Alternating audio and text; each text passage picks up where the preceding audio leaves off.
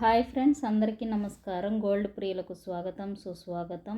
AP తెలంగాణలోని ముఖ్య పట్టణాల్లో ధరలు ఏ విధంగా ఉన్నాయో ఒక్కసారి పరిశీలిద్దాం.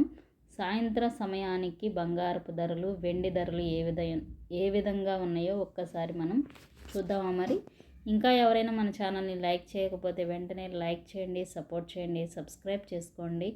Thank you so much.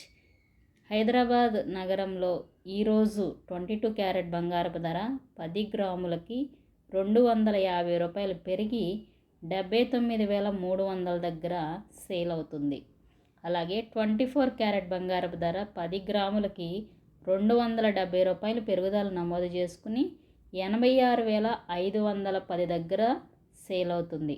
ఇక ఆంధ్రప్రదేశ్లోని విజయవాడ పట్టణంలో 22 క్యారెట్ ఆభరణాలు 10 గ్రాములకి రూ. 250 పెరిగి 79,300 దగ్గర సేల్ అయితే 24 క్యారెట్ బంగారపు ధర 86,510 దగ్గర సేల్ అవుతుంది. అంటే హైదరాబాద్, విజయవాడ, విశాఖపట్నం ప్రాంతంలో ఒకే విధంగా బంగారపు ధరలు అనేది నమోదు చేయబడతాయి.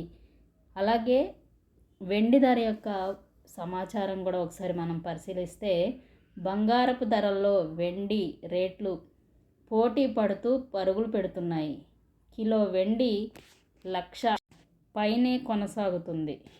క్రితం రూ. 1,000 పెరిగి కిలో వెండి ధర ఇవాళ నిన్న ఒకే రకంగా కొనసాగుతుంది.